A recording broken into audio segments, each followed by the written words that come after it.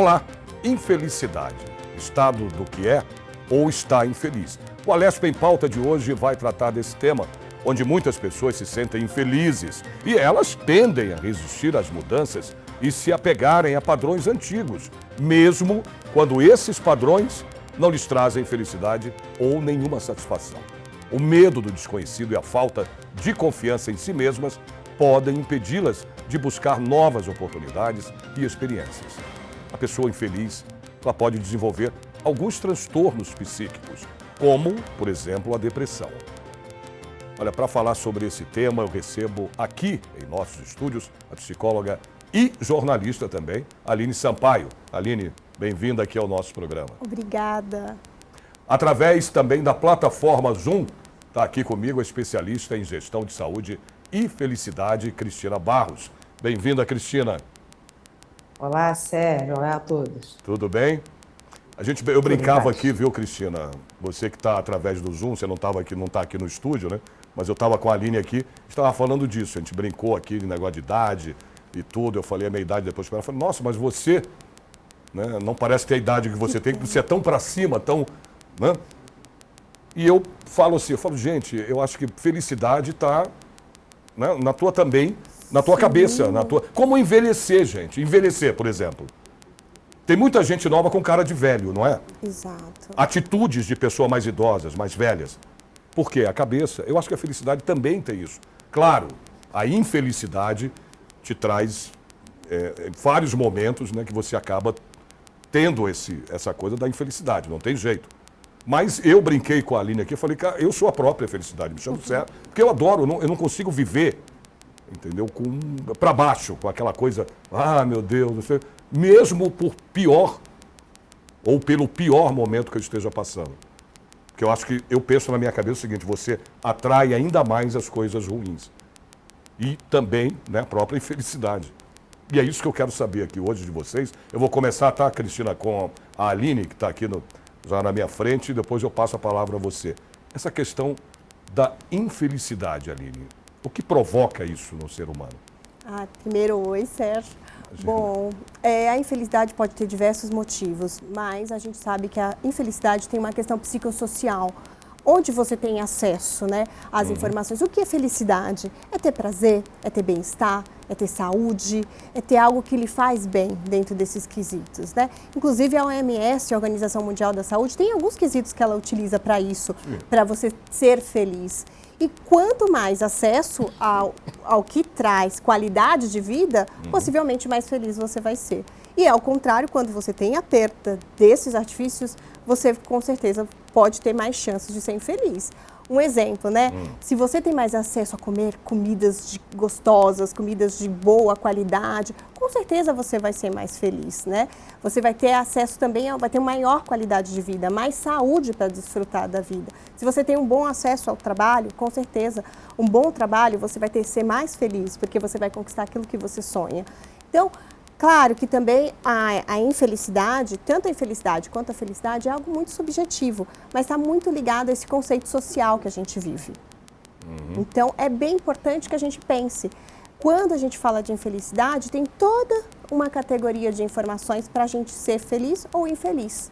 Então, é sobre isso. E quanto à sua felicidade, você está feliz, sempre eu vejo que é algo também muito relacionado ao nosso histórico de vida e às nossas motivações, né?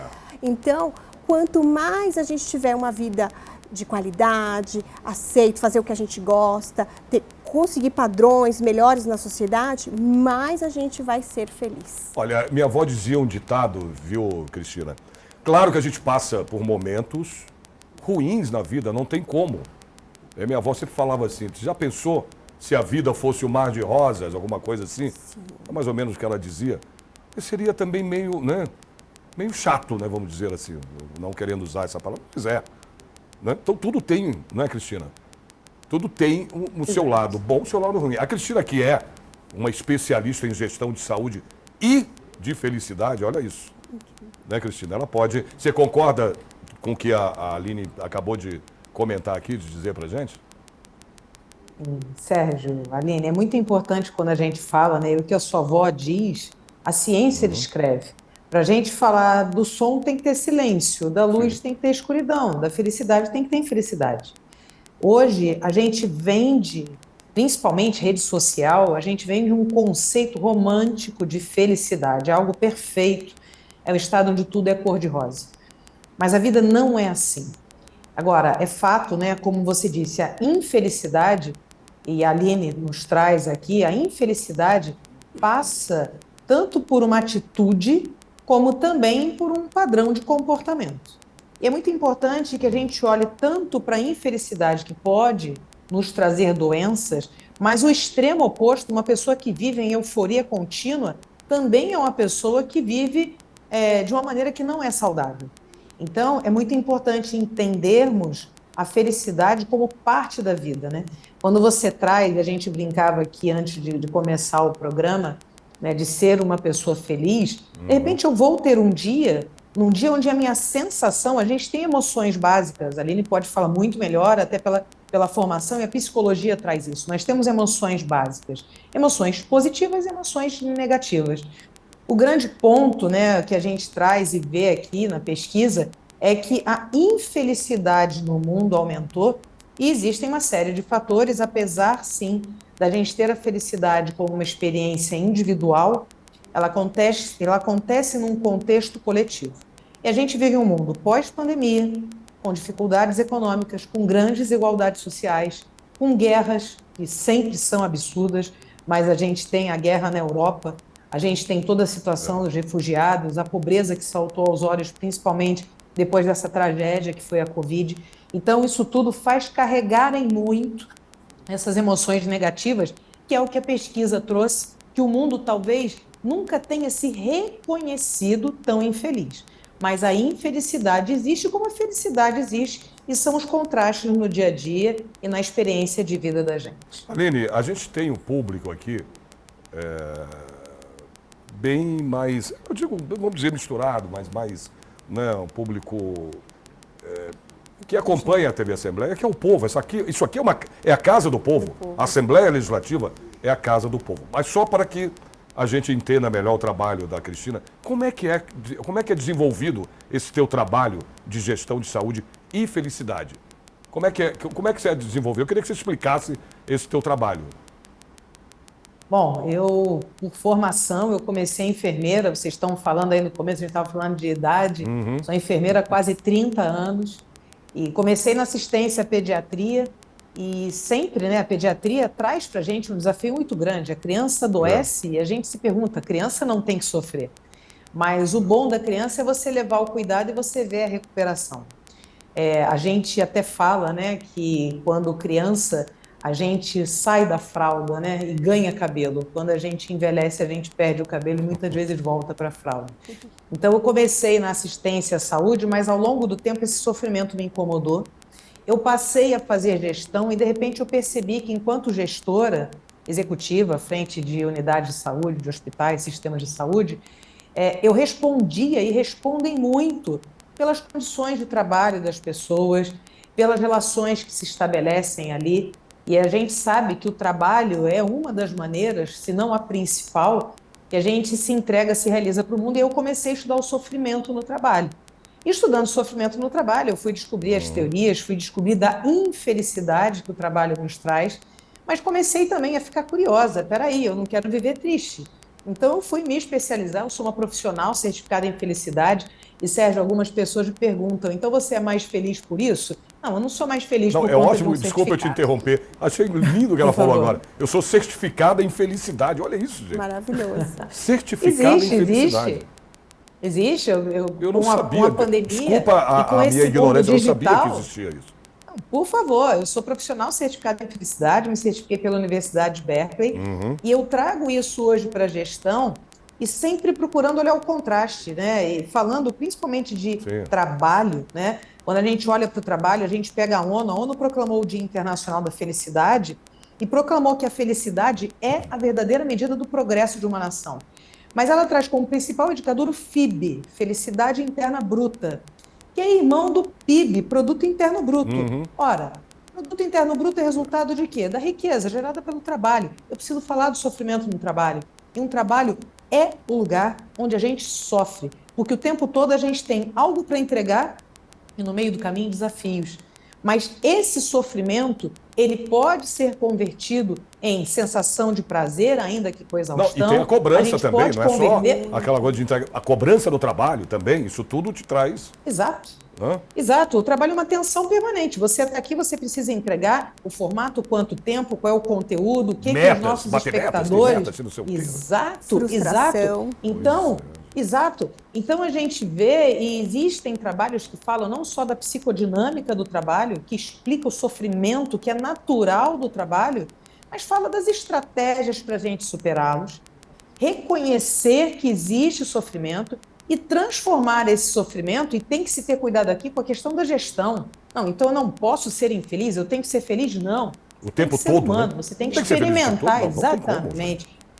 Você tem que experimentar estas sensações. Então, eu me especializei exatamente para tentar dialogar entre a realidade, que se apresenta dura, muitas das vezes, mas eu estou aqui exatamente para viver, para aprender, para superar e para, no saldo da vida, eu ser feliz. Esse é o grande ponto. Tá certíssima, viu, Cristina? Cristina tá certíssima. Maravilhosa. Aline, eu tenho dados aqui, viu, Cristina? Ó, o índice global de infelicidade está no nível mais alto da série histórica. Olha isso, gente. Olha isso aqui. De acordo com o relatório global de emoções desse ano, hein?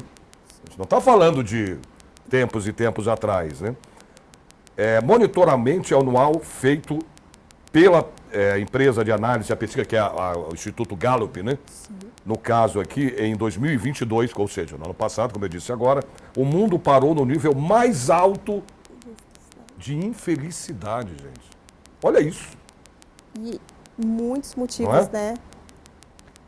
Está muito aparente hoje, né? A gente, como a Cristina disse, eu acho que é uma coisa super importante. A gente vem do pós-pandemia. Eu ia tocar, para chegar nisso, eu ia falar exatamente da pandemia, né? Isso contribuiu muito, né? Para a infelicidade realmente no mundo inteiro. Inclusive, isso gerou no Brasil, né? Hoje, muita gente não sabe. O Brasil é a população mais ansiosa do mundo. A gente é a população mais ansiosa do mundo.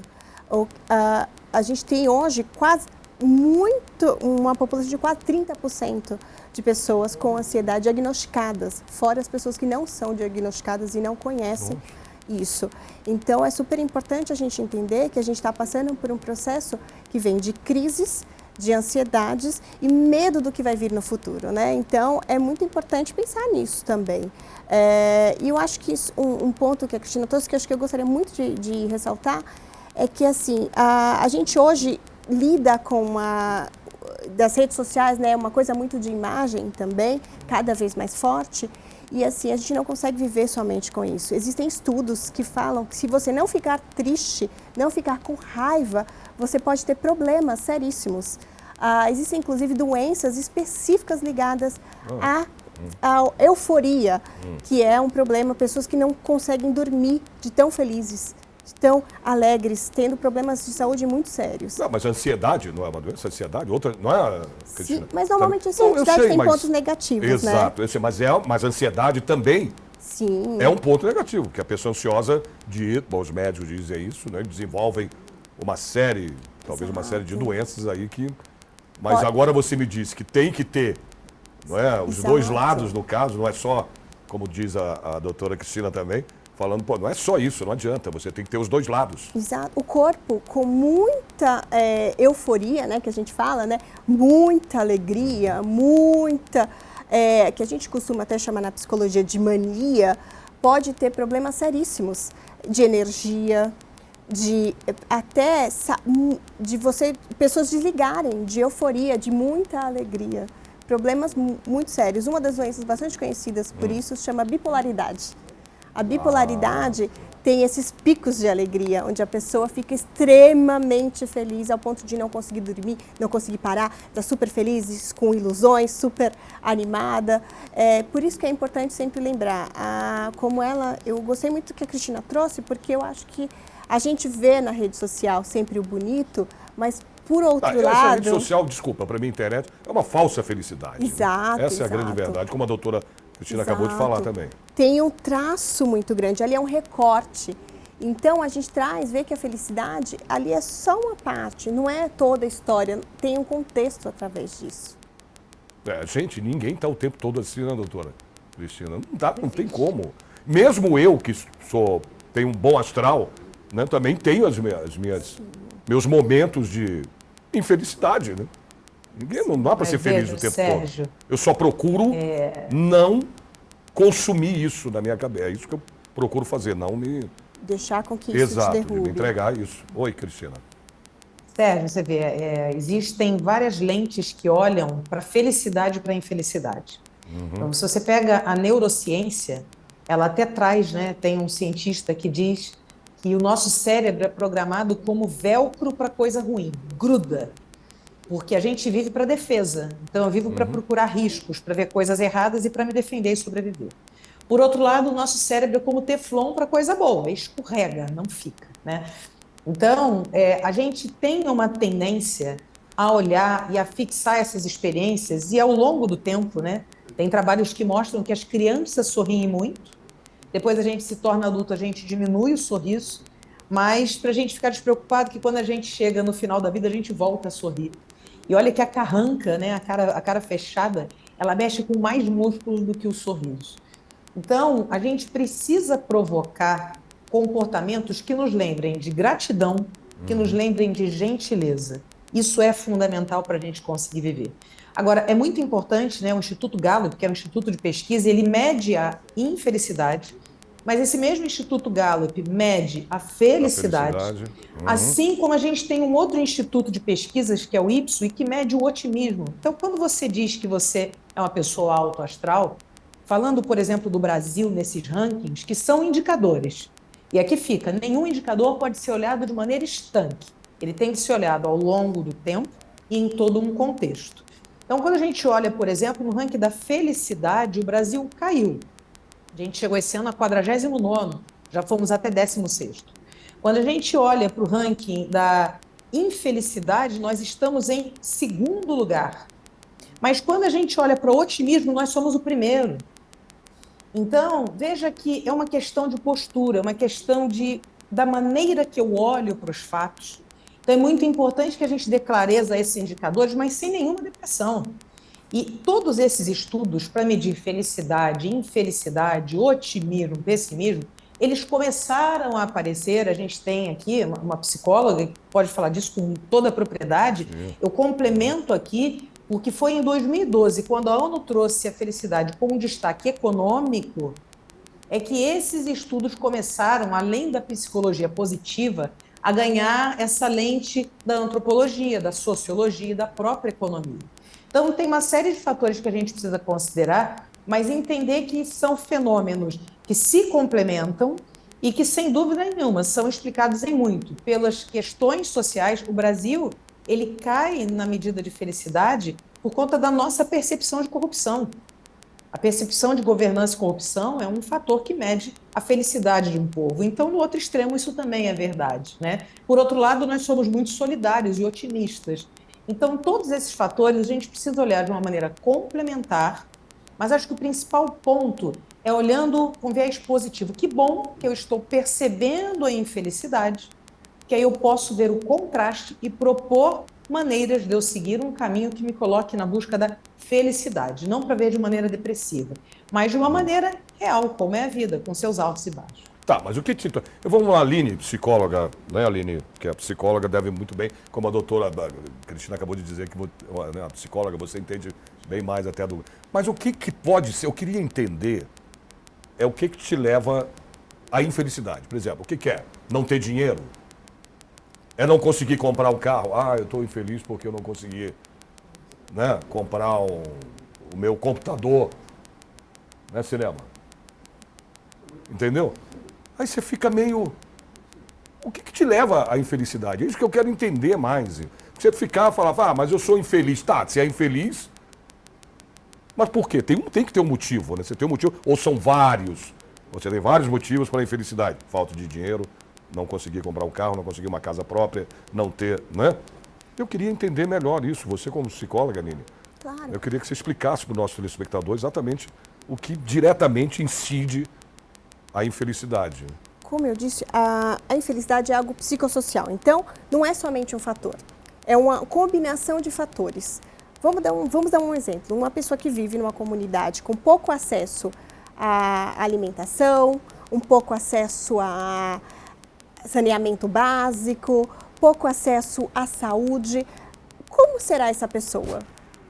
Possivelmente ela vai ser bastante infeliz, porque ela não vai estar dentro desse padrão. Mas até para a doutora Cristina entender um pouco a minha pergunta, o que eu quis dizer é que eu não cheguei ao ápice dela total, mas o que eu quis dizer é o seguinte, tem tanta gente que tem dinheiro, é milionário, né, Cristina? Que tem tudo e é infeliz pra caramba. Eu conheço, eu vou te dizer com toda sinceridade, e não são poucos, já conheço muita gente assim.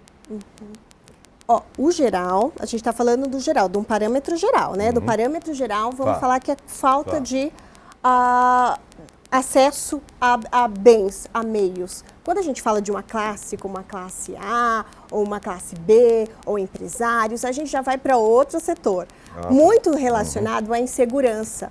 O que eu posso perder? O que eu não tenho? O que eu não posso ter? Um exemplo, ele às vezes trabalha demais, não consegue ter tempo para a família, não consegue ter tempo para amigos, e já é diferente. Aí a gente vai para outros meios, outros lugares, né? Então essa pessoa possivelmente tem que lidar com muitos meios, ou mesmo, como a doutora Cristina falou, no trabalho, frustração de não chegar onde conseguiu, muitas metas, dificuldade de ter, perda de muitas coisas para chegar a um lugar. Pode ser uma possibilidade. A gente tem que falar sempre que infelicidade e felicidade, esse estudo específico, a gente está falando de uma população geral, uma população maior. Quando a gente fala de infelicidade ou felicidade, é algo bastante subjetivo. Então, cada pessoa tem o seu olhar. O que eu preciso? O que eu gostaria? Infelicidade quase sempre está ligada à perda. O que ela perde, que ela não consegue para ter? O que ela perde de prazer? O que ela perde de algo que ela gostaria que ela não consegue? Então, infelicidade está muito relacionado a isso. Então, o que essa pessoa está perdendo, esse empresário? Ele perdeu uma parte da vida dele? Ele não consegue chegar àquele patamar, ser a empresa do ano? Ele não consegue ter amigos? Ele não consegue ter pessoas que estão próximas dele? Pode variar muito. Então, é muito mais complexo quando a gente fala de classes específicas. Quando a gente fala no geral, como a Organização Mundial da Saúde trouxe, a OMS, a gente traz a perda de qualidades de serviço, por exemplo, do PIB, né? A pessoa não tem algo, ela tem uma qualidade menor, uma maior desigualdade social. Então, é bem relacionado a isso. Cristina, eu sei que você queria falar também, mas veja bem, né? E também tem um outro lado, né, Cristina? Que a pessoa só tem aquele trocinho um pouquinho e é feliz pra caramba. Não tem nada que, né, tire a felicidade daquela pessoa. E ela não tem dinheiro, como a outra pessoa tem, o rico, tudo. E eu tô te falando porque eu convivo com gente, eu conheço mesmo.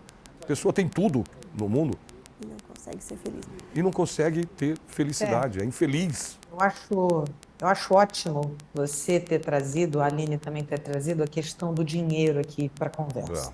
Primeiro ponto é que tanto a felicidade quanto a infelicidade, isso é medido, é um indicador duro de uma declaração, é um autorrelato.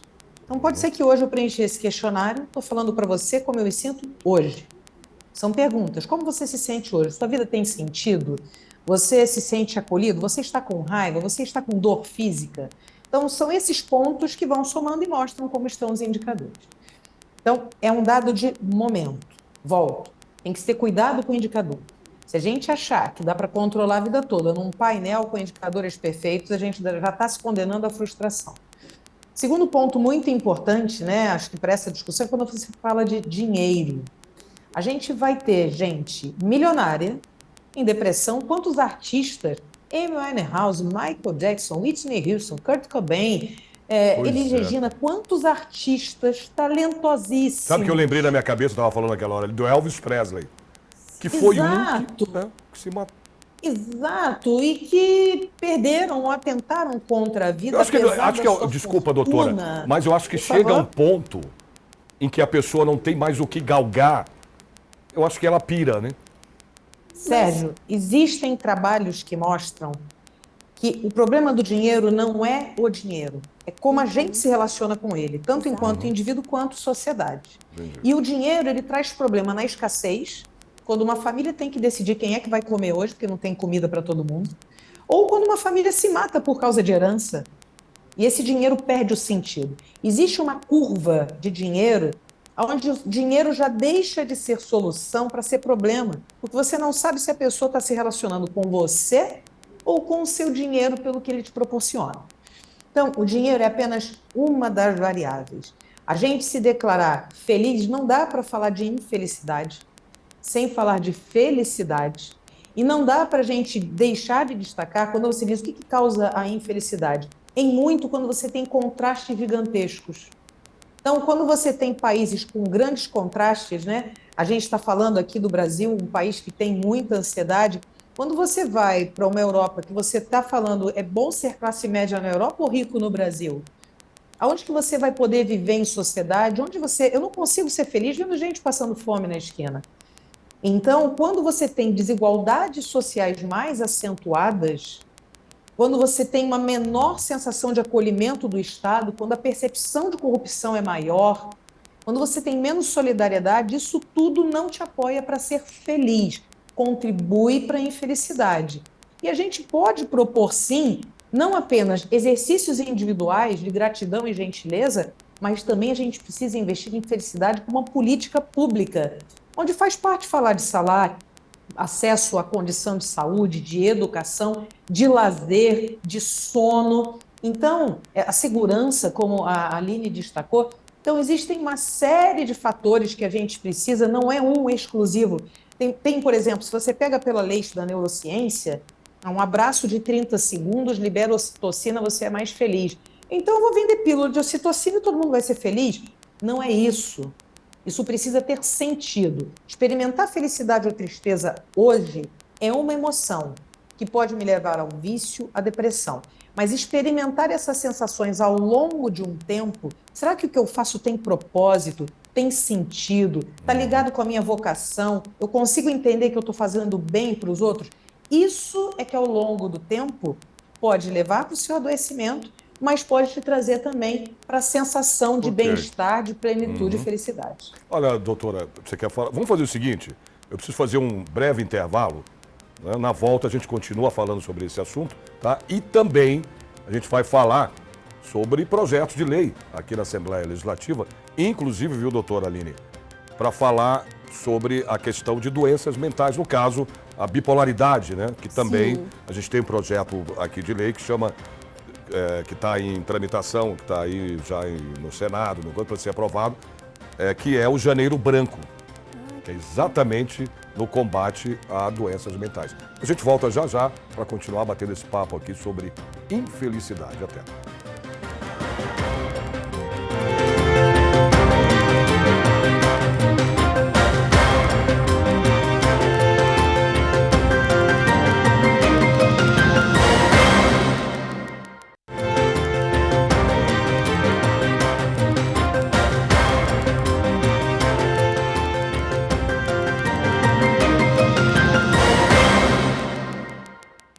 Estamos de volta com a Lespe em Pauta para continuar a falar aqui de infelicidade. Aliás, eu quero até... A doutora Aline falou comigo aqui, Sérgio, estava falando do Elvis Presley, né? Dessa questão do cara, tem tudo, chegou ao topo, chegou a tudo, quer dizer, não tinha mais nem, como eu falei antes aqui, no primeiro bloco, nem o que galgar. Parece que você fez um estudo, né? Teve alguma coisa assim em relação ao artista? Eu escrevi alguns textos sobre ele e fiz algumas coisas, né? O Elvis teve um problema muito sério, a privação da própria vida, a privação da própria autonomia. No final da vida, ele já estava muito triste, inclusive com o casamento, com a Priscila, que ele amava muito, mas que ele não conseguia se relacionar nem com a própria filha, nem com a própria Priscila, nem com a própria família. E ele foi convidado, né, a fazer shows em Las Vegas e ele foi enganado em um contrato ilegal, onde ele assinou e ele tinha que pagar esses shows, que virou uma dívida intensa. E o sonho dele era fazer uma turnê pelo mundo, né, e ele não conseguiu por conta desse contrato, porque cada vez mais que ele pagava, ele gerava novas dívidas e ele chegou a ter uma depressão profunda e muitas doenças a partir disso, o que levou a a óbito, enfim, em diversas coisas. Mais uma vez, mostrando que você pode ter tudo, mas você perde algo, né? Você tem a privação, a escolha, ele fez uma escolha, né? Ele tinha muito dinheiro, mas ele não conseguia ter proximidade com a própria família, não tinha proximidade com a filha, ele não tinha autonomia na própria vida, ele não podia sair na rua, ele não podia ir num parque, ele não podia ir ao cinema, ele só podia ficar praticamente dentro de um hotel ou fazendo shows. Então, é muito ligado à perda, ao que você perdeu. Ele perdeu a própria dignidade. Doutora Cristina, eu queria saber da questão da infelicidade, né, sobre as desigualdades, por exemplo, as desigualdades socioeconômicas, né, no caso aí, que afetam a saúde mental também da população brasileira, da nossa população aqui no Brasil, né, e, por consequência, a sua felicidade. Essa é uma questão bem, né? Essa questão socioeconômica. É muito difícil a gente conviver, isso nos afeta minimamente de duas maneiras, né? Uma, porque eu estou vendo um cidadão meu, uma pessoa, né, que pode não ter um parentesco direto, mas ela está passando necessidade. Eu posso, inclusive, um dia estar naquela situação. Sim. Então, esse é um aspecto. E também existe, né, infelizmente, de uma maneira muito cruel, algumas pessoas que acabam nessas situações enveredando pelos caminhos da violência. Isso também nos afeta de uma outra forma, né? Nenhuma criança nasce pronta para fazer a maldade, mas ela acaba crescendo num mundo sem perspectivas, numa realidade, e infelizmente isso desvia muitas das vezes as pessoas que nascem para o bem, que deixam de fazer o bem e passam a serem felizes e levarem infelicidade também. A gente vive situações de violência e, de alguma forma, né, quando nos levam o bem material, já é quase que um senso comum a gente agradecer. Vão-se os anéis e ficam os dedos. Essas pessoas que provocam essas situações de violência, elas têm muitas das vezes uma vida muito curta. E quando a gente se depara com essa situação, a gente fica muito impotente, porque eu posso até dar um prato de comida para alguém que me pede, mas isso não resolve o problema. E, ao mesmo tempo, a gente vai criando, né, situações absurdas de encarceramento, de ter uma liberdade privada por conta desse medo de violência. Então, eu acredito muito, até porque sou profissional da saúde, acredito demais que a saúde é fundamental. A OMS declarou a saúde como um bem-estar físico, mental e social. Mas, para além da saúde, eu diria até que de uma maneira que antecede a saúde, a educação é fundamental, porque a educação é que pode nos libertar para que a gente encurte distâncias, supere obstáculos, consiga saúde, consiga promover igualdade entre a gente. Então, sem dúvida nenhuma, você vê esses contrastes, né? Até no sentido de que eu não posso estar aqui amanhã nessa situação. E se eu estiver, o que vai acontecer comigo? Então, isso tudo gera incerteza, gera medos, e quanto mais contrastes a gente vive, mais isso nos afeta enquanto sociedade. A felicidade, ela é uma percepção individual, sim, mas ela é uma experiência do coletivo. Até porque, e aí, Sérgio, não tem como falar em infelicidade sem falar em felicidade. O estudo mais longo de felicidade feito no mundo foi feito em Harvard, estudou homens em Boston durante quase 80 anos, homens da periferia, pobres, e homens da universidade. Ricos e pobres. Até Carter, presidente dos Estados Unidos, saiu desse grupo de pesquisa. Mas o que fez as pessoas se declararem mais felizes foi a qualidade de relacionamentos que elas tiveram ao longo da vida. Então, veja, quando a gente fala de relacionamentos, a gente está falando de todo tipo, do trabalho, as relações sociais, e a gente poder circular. E se a gente puder ver pessoas com a mesma condição de experimentar prazeres e alegrias, sem dúvida nenhuma, isso reforça o nosso pertencimento. É um fator, inclusive, de medir felicidade, ao quanto que a gente tem a vitalidade comunitária. Então, a desigualdade afeta isso tudo, afeta relacionamento e nos traz, sem dúvida nenhuma, um caminho mais propício à infelicidade. E a questão, Aline, da saúde mental, vou continuando a falar de saúde mental, né? Em relação a crianças, né? Bom, saúde mental, crianças e adultos, mas ela incide muito em crianças que podem vir a ter esse problema também de infelicidade, porque não é o adulto só que é infeliz, a criança é infeliz, né? Como disse no primeiro bloco a doutora Cristina, que comentou, fez esse comentário de crianças, né? Infelizes, que é difícil, né? Você olha a criança, geralmente criança a gente só tem, né, doutora Cristina, na mente da gente como alegre, como alegria, mas não. Não, existe inclusive bastante crianças, mais do que imaginamos, Infelizes. Né? Hoje a gente tem bastante expectativa quanto às crianças, né? A gente criou também meios como as crianças precisam ser. Elas precisam entregar algo para os pais, entregar algo para a sociedade, ter algo, fazer algo além. Então, é uma criança que precisa aprender inglês, espanhol, francês, fazer natação, ir a diversos lugares. E muitas vezes ela não consegue ser criança e também não consegue atingir a expectativa que colocam nessa criança. É muito comum as crianças começarem a ter exaustidão, elas ficarem muito tristes e vendo porque elas não conseguem atingir a expectativa relacional, até muito bacana do que a doutora Cristina trouxe, a doutora, que a gente não consegue trabalhar essa criança, né? Ela não consegue estar muito bem com os pais, conversar, dizer o que ela precisa, dizer o que ela quer, ela não consegue ter a própria autonomia. Então, essa criança acaba ficando muito triste. Eu atendo crianças no consultório que elas ficam extremamente chateadas porque às vezes os pais desejavam que ela tirasse uma certa nota, os pais desejavam que elas tivessem uma quantidade de amigos, e muitas vezes elas não estão nem preparadas para isso. É uma criança que não gostaria de ter bastante amigo, é tímida. Há muita expectativa hoje na criança, há muito do que ela pode chegar, há muito para onde ela pode ir. Então, isso realmente traz infelicidade para elas. Se falava muito também, viu, Cristina? Mesmo coisas da minha avó, eu lembro muito quando eu era pequeno, que, olha, criança quando é muito quieta ou é triste é porque tem algum problema, tem alguma coisa. Porque você sempre olha a criança como uma felicidade.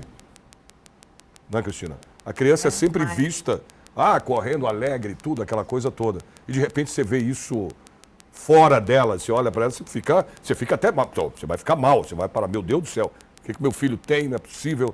E isso pode levar essa criança a estar infeliz também. Sim, e não necessariamente. Algumas crianças apresentam hiperatividade para que possam chamar a atenção por infelicidade. Olha. Elas fazem muitas coisas, saem de sala de aula para que o professor observe elas, porque ela não é observada em casa. Elas fazem atividades que fazem erradas para que ela seja observada e ela consiga ser vista a partir disso.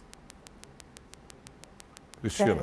Se você me permite aqui complementar, eu gosto de uma frase também que a minha avó dizia, que a diferença entre o remédio e o veneno está na dose, né? E sem dúvida nenhuma, essas telas aqui que ficam hoje em dia, eu falo que isso é um cupim de cérebro, a gente não consegue mais relaxar, a gente está sempre olhando para um ponto luminoso, a gente não consegue mais ter relações. Não quero fazer aqui nenhuma colocação que seja um juízo de valor, mas quantas das vezes os pais já não conseguem ter interação dentro de casa com seus filhos e os filhos estão nas telas de celulares enquanto fazem as suas refeições, enquanto os pais estão trabalhando, porque o trabalho também invadiu a casa da gente. Então, sem dúvida nenhuma, essa hiperconectividade, tanto sob o aspecto de que a gente não para, a gente não tem tempo ao ócio, me deixa aqui sem fazer nada um pouquinho, fica feio, né? Então, a gente não tem tempo ao ócio, e além de não ter tempo ao ócio, a gente está consumindo aqui um padrão. Qual é o padrão que eu preciso ter para ser feliz? Eu trabalho, como eu trabalhei em pediatria, eu tenho proximidade com amigos pediatras que continuam exercendo a atuação clínica, e o número de crianças, jovens e adolescentes que vivem num mundo de hiperatividade, como a doutora também já colocou, ou que não conseguem concentração, que não tem mais o que falar, já não sai mais daquele mundo. Então, a gente hoje fala de metaverso. Então, vou ter que colocar um óculos digital para fazer exercício. Isso não tem sentido. Então, a gente está num mundo que está num momento assim... o que vão ser... A gente sabe o que era o mundo antes de existirem redes sociais. Elas nos salvaram na pandemia de eu poder falar com as pessoas à distância. Mas quem está agora está dependendo de um chip Que a gente não sabe se numa guerra daqui a pouco, nos Estados Unidos com o resto do mundo, de repente o mundo vai parar porque não tem chip. Então, esse meio eletrônico, essa difusão digital, cria padrões, consome atenção, tira da gente, inclusive, o sono e o repouso, que são elementos muito importantes e medidos, tanto para a felicidade quanto para a infelicidade. Exatamente. Eu tenho aqui, ó. Eu tô aqui, ó. Mas eu uso aqui muitas e poucas vezes para uma informação, alguma coisa assim. Agora, eu fico impressionado, é que você falou que os pais estão jantando, os pais e os filhos estão numa mesa, eu já vi muito isso, gente, comendo e com o celular na mão aqui, olhando. E se você não vê um conversar com o outro. Se conversando pelo Hoje celular. se conversa através de teclas, de coisas. Eu sou, sinceramente, eu uso a internet, porque a minha profissão como jornalista, você é jornalista, Aline, você sabe muito bem disso. A gente vive de pesquisas. Claro que a internet ajudou muito a profissão da gente, correto, Aline? Com certeza. Porque você facilitou, né, doutora Cristina? Quanto a isso. Isso eu faço. Agora eu não fico em celular. E exatamente isso aqui que eu estou fazendo agora, né? E é que é para dizer a vocês, do Janeiro Branco até, olha aqui, ó. No último dia 21 de dezembro, São dois plenário. aqui, olha, loucura. A gente Cristina vive na tem dois loucura, aqui, ó. são dois. Mas é só para uma informação, tá aqui. Acabou, é isso que se faz. Mas não, o celular se tornou uma febre, uma doença, eu sei lá. É na minha opinião. Eu me lembro do Jobs falar bastante, né? Ele sonhava que o celular fosse um eletrodoméstico. Olha aí. E se tornou. O celular é uma parte da gente, é como se fosse o nosso corpo. Eu tenho pessoas que eu atendo com ansiedade dentro da própria sessão que precisa desligar o celular. Tá vendo? É como se a pessoa estivesse perdendo algo de si. Gente, um pedaço é de loucura você. isso. E exatamente aqui, olha, tá aqui, falando do Janeiro Branco, né? Projeto de Lei 85 de 2020, que institui em âmbito, aqui no estado de São Paulo, no nosso estado, claro, é da Assembleia Legislativa, portanto é estadual, né? O Janeiro Branco, que será dedicado a ações de promoção do bem-estar e da saúde mental. Claro que precisa ser aprovado ainda, passar pelo Executivo, que no caso o governador tem que sancionar ou não, né, o projeto de lei para passar a vigorar como lei. Mas com certeza isso vai ser aprovado. E eu queria exatamente saber de vocês a importância, viu, Aline, desse projeto. Sabe? A gente sabe que é um começo, que é uma prevenção. Qual a importância desse Janeiro Branco, na sua opinião? Olha, eu acho especialmente muito bom, muito favorável, inclusive para nós psicólogos que já estamos torcendo por esse dia faz algum tempo. A saúde mental é um tabu ainda, muito grande. Ainda se tem a ideia de que você falar sobre o que você sente, ou você ter algo, não ir no psicólogo. Não, saúde mental é louco, é alguma coisa, já pensa assim, exato. né? No manicômio, já pensa em... Exato. Nossa, e muitas vezes a pessoa está num ritmo acelerado, com problemas horríveis. Muito a gente, do passado, a gente sofria de saúde mental e a gente não considerava. Ele morreu de alcoolismo e era uma pessoa que tinha uma depressão severa. E por meio ia buscar o álcool, entre outras muitas coisas. Falar hoje de saúde mental é mais do que essencial. A gente está passando por uma população que veio de uma pandemia, vem de crises econômicas, crises mundiais, aumento da desigualdade social. Então, cada vez mais essas pessoas tendem a ficar mais ansiosas e gerar mais depressão, porque elas não veem um futuro melhor. Se tanto tempo nós ficamos passando por um ritmo tão difícil, por que eu vou pensar em algo melhor agora? Está muito difícil pensar em algo positivo ainda. Então, pensar em saúde mental é pensar em equilibrar essas pessoas para que elas possam acreditar mais em si e acreditar que pode fazer a diferença. Eu acho que esse tipo de projeto é essencial, especialmente também porque hoje as políticas públicas, a gente sabe que é difícil acesso. As pessoas vão procurar a política para a saúde mental, ainda tem muita dificuldade, muitíssima mesmo. Entende? E ainda dentro da saúde, a gente fala que quando você vai ao médico, muitas vezes ele não considera, ele não olha para esse lado. Então, repensar todo esse sistema é repensar toda a saúde, não só a mental, mas a saúde física também. Doutora Cristina, eu queria até fazer essa pergunta, você tocou em questão, né, de doença, né, a gente está falando sobre isso aqui agora, mas eu queria, na realidade, fazer uma pergunta à doutora Cristina, se a infelicidade é um gatilho, viu, doutora, para as drogas. Você falou em alcoolismo, né? Seria até bom a gente... Isso é um, a infelicidade, ela pode ser, no caso aí, um gatilho para que a pessoa... Você vai ter gente que se declara feliz e que na felicidade bebe e perde a noção e perde o limite, né? Então, acho que esse é um tema até que, sem dúvida nenhuma, a psicologia cuida, trata e acompanha, assim como outras ciências, como a psiquiatria. Toda situação que você experimenta um prazer momentâneo e aquilo já não te satisfaz mais, você precisa de um pouco mais, você precisa de um pouco mais, e aquilo vai perdendo. E é interessante, eu vou deixar a parte técnica, digamos assim, para a Aline explorar melhor, mas olha que esse conceito, né, de vício e de drogas, você tem hoje em dia felicidade como um produto vendido. Sim. Então, eu sou feliz porque eu tenho esse produto exclusivo lançamento.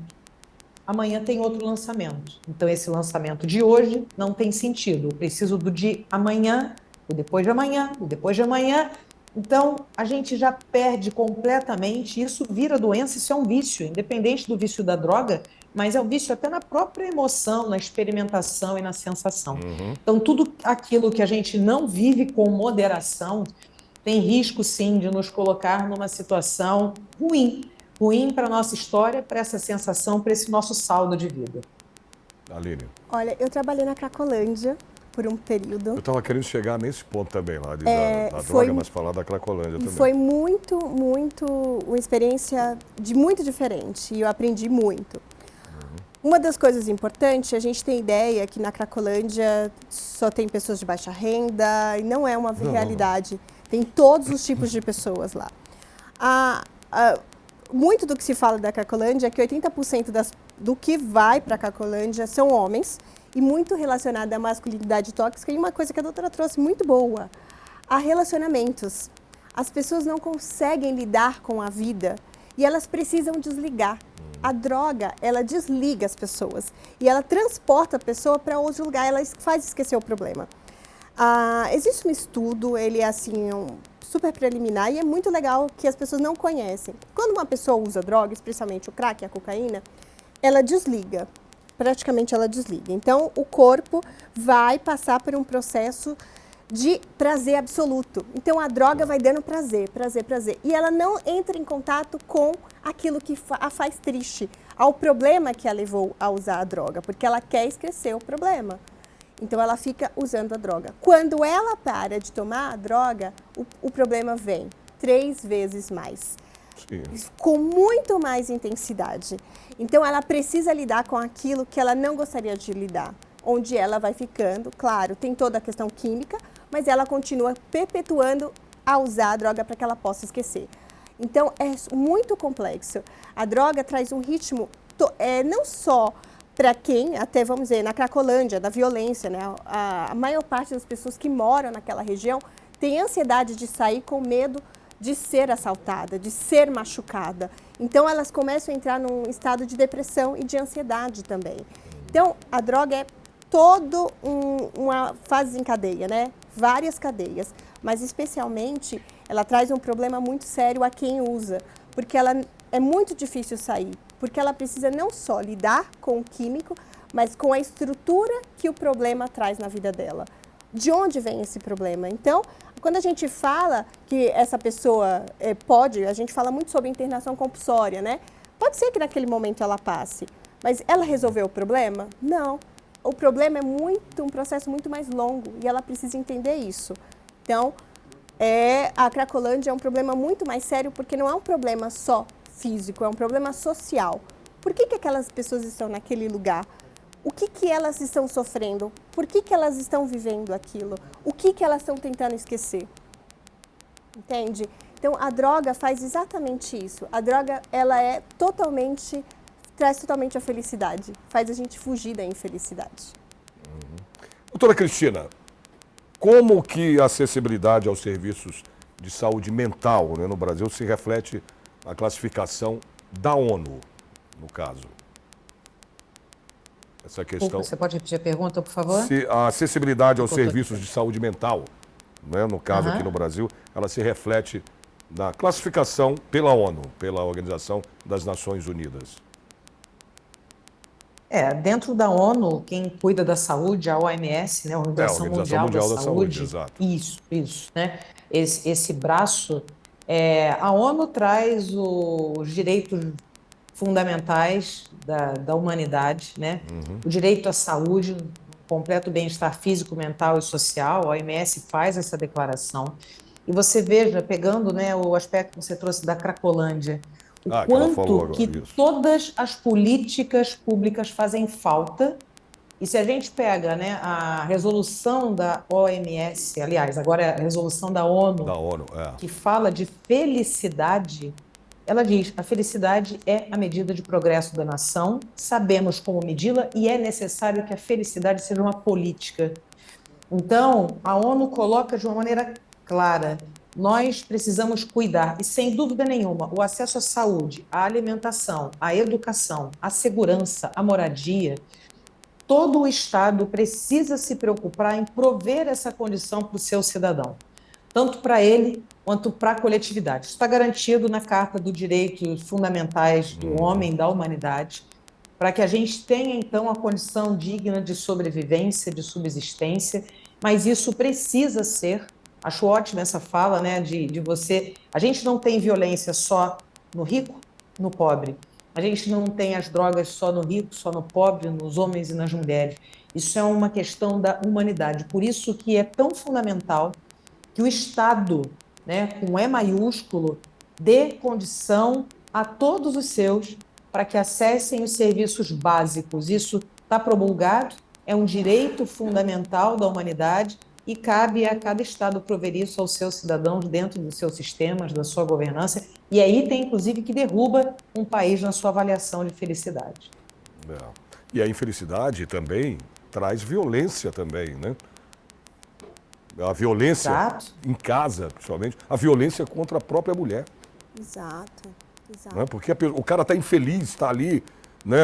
Ah, meu Deus, nada dá certo, nada. E acaba partindo, né? Como é que o Brasil, como é que a gente pode, doutoras, melhorar essa situação de infelicidade no nosso país? Já que a gente está aí, parece que hoje, no ranking, na 21ª colocação, né? Se eu não me engano, no mundo, no ranking No da ranking infelicidade. da infelicidade, nós somos o segundo lugar de infelicidade. Ah, já é o segundo lugar de infelicidade. E o 49º de felicidade. Sérgio, não tem uma receita simples, né? Mas a gente tem que aproveitar que nós somos otimistas e somos o primeiro no ranking de otimismo. A gente tem que aproveitar isso, a gente tem que aproveitar que nós temos riquezas naturais, isso também é medido na felicidade. A gente tem que aproveitar isso. Tem duas coisas que são ofensores aqui no nosso país. A gente não tem guerra, a gente não tem os desastres naturais que aparecem lá fora. Estamos começando a sentir, como foi o ciclone agora, recentemente, no sul. Mas a gente precisa melhorar a governança e, sem dúvida nenhuma, a educação. Você vai ter cientistas discutindo isso sob vários aspectos, mas eu falo e reitero em cima de tudo que eu vejo. A educação é o caminho para o povo se libertar, para viver feliz, saber dos seus direitos, conviver, ter gentileza, tomar a vacina. Então, a educação ela é fundamental. Mas então, isso o investimento educação passa é primordial.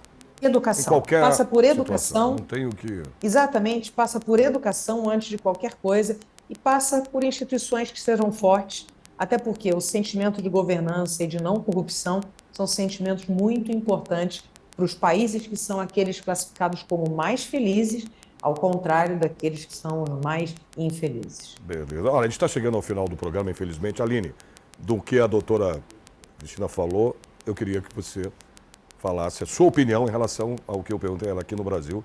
Ela citou agora, falou que está em segundo, né? Eu acho que eu me confundi, então. Eu pensei, está em segundo e infelicidade. Infelicidade, isso. E 40º... na felicidade, 49º. Infelicidade. Felicidade. E infelicidade, o segundo no ranking. Então a gente não está tão... Né? É que a gente está bem em relação... Não, se você for comparar, né, doutora Cristina? Olha, eu só vou deixar aqui de provocação que os Estados Unidos, que são o primeiro país mais rico do mundo, está em 15º no ranking da felicidade. Tá vendo? Então, a questão não é só dinheiro, não. Não, mas foi o que eu falei aqui antes. passa muito para além disso, exatamente. Não é só dinheiro. Muito qualidade de vida, né? Olha, Eu concordo muito com a doutora, especialmente porque eu acho que educação é libertadora em todos os sentidos. Inclusive, educação não tem somente a ver com português, matemática, inglês, história. Claro a educação também diz sobre a si mesmo, sobre como você olha para si, como você se relaciona, o que você precisa. Então, é muito mais amplo.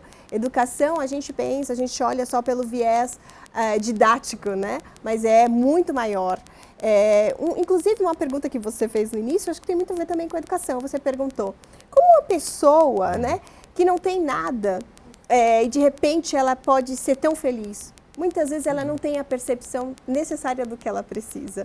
E ela pode achar que ela tem felicidade e ela tem um mínimo. E muitas vezes ela não se dá conta, até que chega uma hora da vida que ela quebra. É o que mais acontece. Então, a educação é sobre isso também, sobre necessidade, o que você precisa. Se você faz uma boa faculdade, você vai pensar num emprego melhor, numa qualidade melhor, você vai aceitar algo diferente. Então, felicidade e educação são, eu digo que andam muito juntas, elas se abraçam. Olha, eu queria agradecer a participação. Já chegou ao final, já está o meu diretor aqui falando, vai, encerra, vamos embora, já acabou o tempo, não tem mais jeito. Obrigado, viu, Cristina Barros, especialista aí em saúde e felicidade. Eu não sabia que tinha isso. Olha aí, ó. Vivendo e aprendendo, né, Cristina? Obrigado, querida, pela sua participação. Aline aqui, psicóloga, também jornalista, né, Aline? Sim. Obrigado também pela tua participação aqui no nosso programa. Muito obrigada. Olha, a Lespe em Pauta de hoje termina aqui. Espero vocês no próximo programa.